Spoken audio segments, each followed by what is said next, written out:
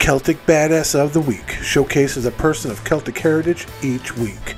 Those who exemplify the give no shit attitude and come out on top. They may come from our past or our present, but rest assured they come from all walks of life and legend. They are men, women, even old ladies and pirate queens. Now you don't have to be a muscled up Celt in a fur kilt swinging a mighty sword. You can just be a 4'11" Welsh woman and suffragette who knows jujitsu.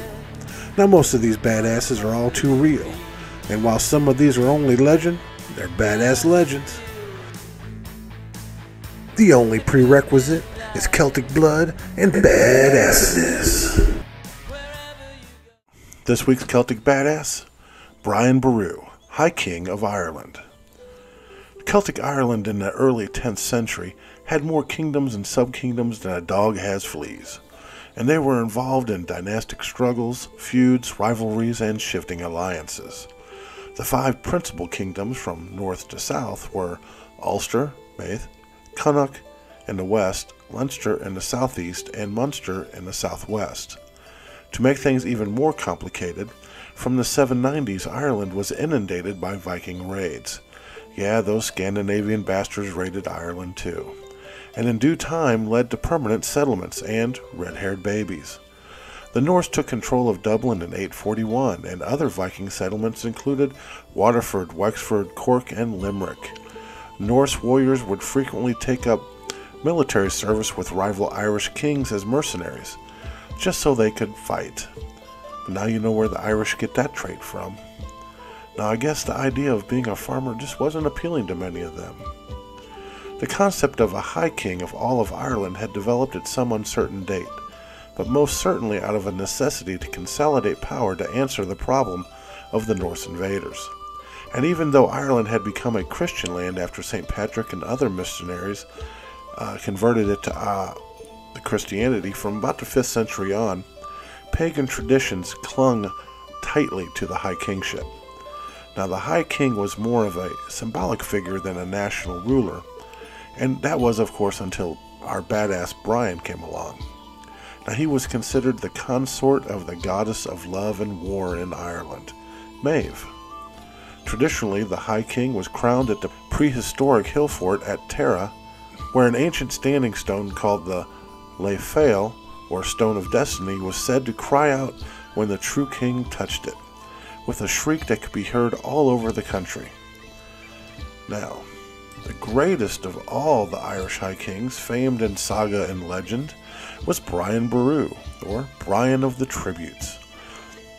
Much about him is uncertain and disputed, but he was an unrivaled war leader, and the tributes that they talk about seem to mean substantial levies of cattle and land that he extracted from lesser kings. He is generally said to have been born around the year 940. In Munster, as a younger son of the sub-king called Connaught, or Kennedy in modern English, whose clan controlled part of today's County Clare. After Connaught's death around 960, his eldest son and successor, Machaman, and Brian's brother, ousted the ruling Munster dynasty in 964 and made himself a powerful figure in southern Ireland, until he was murdered by a Norseman of Limerick in 976. Brian succeeded as king of Munster, avenging his brother by killing the Norse ruler of Limerick and his sons, and going on to defeat all rivals for the throne. By force of arms and force of character, he gained control of much of southern Ireland, and he had a powerful fleet with which to support his land armies and attack the Norse. You know, he pretty much made the Norse his bitch. Now in 997, he made an alliance with the reigning Irish king, the reigning High King that is, Mal Shucknall, or Malachy of Meath, and in 999 he took and sacked Dublin, but restored the Norse ruler Sihtric Silkbeard to the Dublin throne as his underling. Brian gave him one of his daughters in marriage to ensure his allegiance, and then Brian took Sihtric's mother, oh god, this name is crazy, Gormflath, lovely name, as one of his wives. Like other kings in Ireland, he had several wives. Now Mael dominated the north of Ireland and Brian the south. But in 1002, for reasons that are unknown, Mael surrendered the High Kingship to Brian, making Brian the High King of all of Ireland. Now Brian subdued the Ulstermen in the north. Now he was a generous benefactor and strong supporter of the Irish Church, regardless of his pagan beliefs. The Church, who was more concerned with money and security, backed him in return, and he upheld the claim of Armagh and Ulster to be Ireland's religious capital. Now he is said to have made a journey around the whole country in 1005, and he was recognized by the lesser kings as the supreme ruler of all of Ireland. In 1013, however, Brian was attacked by an alliance of Leinstermen and Norsemen from Dublin under Sihtric Silkbeard, who brought in Norse warriors from the Hebrides and the Isle of Man to swell his host. The decisive battle was fought on Good Friday at Clontarf, just north of Dublin. Now there were Irishmen and Norsemen on both sides, and it was a ferocious struggle, said to have lasted all day. But the Dublin-Leinster alliance was defeated. Now in his middle 70s at least, Brian was too old to fight actually in the battle, and his army was led by his son, Murcott. A small group of Manxmen, while fleeing the battlefield, chanced upon Brian's tent, overpowered his bodyguard, and killed Brian with a battle axe.